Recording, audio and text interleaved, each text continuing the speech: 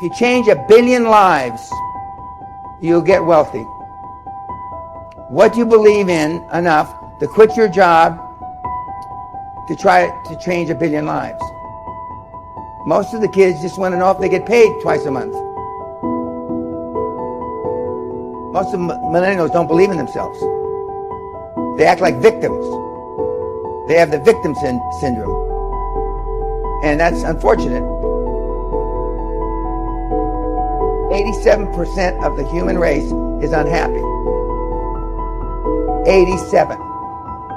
Why are they unhappy? Yeah, I can tell you. They don't have what they perceive as what they deserve. But it's not what you deserve in life, it's what you earn in life. Did you know that 71% of millennials cry at work once a week? It's pathetic. You ask how millennials become multimillionaires rich, right? Well, first of all, you got to man up. Now, this sounds awful. You got to act like you had a pair. It's that simple. The millennials like the MMA and, martial arts. You know why? Because they're all wusses. Why are guys like Joe Rogan and Jocko Wacko? Why are they so admired by you kids? Because they're men. Because they got a pair. When parents tell their kids, you can be anything you want to be, you can be the president of the United States, that's bullshit. You can be anything you want to be if you've been groomed properly. Okay?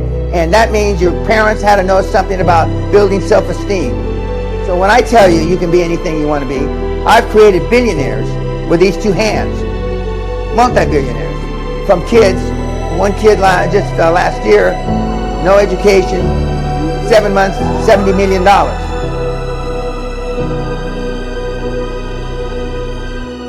I wanted to be super wealthy, as I defined back then. And most of my net worth was created during that period of time. Number one, you want to be in a business where there's big margins, big gross margins. For example, retail, forget about it. Restaurants, forget about it. You want big margins. Unfortunately, in my opinion, most internet businesses have big margins. That's why you flock to it. First of all, you want between 20 and 40% gross margins. So even if you mismanage it, you'll come out with a decent net margin. Number two, if you're not first, you have to be different. What I see kids doing is just replicating the same business idea over and over again. So if you're not first, you've got to be different. How are you different? Well, who's your market? Do you really understand who your market is? Best and easiest way to become wealthy, not overnight, but in a short period of time, is to come up with an idea that nobody's come up with. And unfortunately, most ideas have already been explored. You're not going to invent steel. You're not going to invent rubber. You're not going to invent the wheel. You're not going to, none of these things. Right now, there's more money than you think being made in green. I'm not a believer that the world's going to end because of global warming. But there's little niches. I would look at government contracts because, unfortunately, the Canadian government, the U.S. government, the British government doesn't have a level of expertise that you have to bid on government contracts.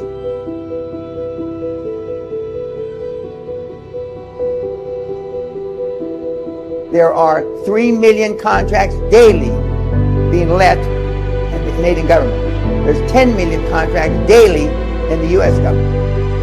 And so how can I bid, you're asking yourself, when I don't know anything? You go find a joint venture partner. A joint venture partner has no downside taking you on as a joint venture partner, minority partner, if you do all the work and they get the business. And that's how you get your foot in the door. If you're lazy, there's nothing that can help you. Andrew Carnegie said it best. Tom Watson Sr., the founder of IBM, said it best again.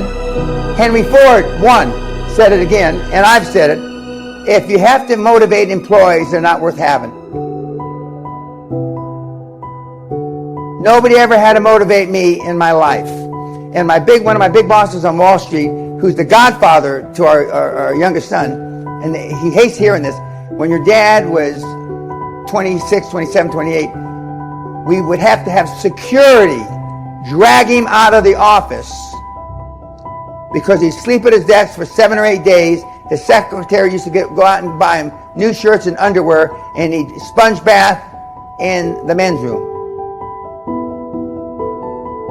Our kids don't like hearing that story, but it happens to be true.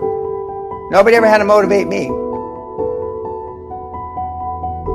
I've never, ever been corrected for making a mistake in my 51 years in business.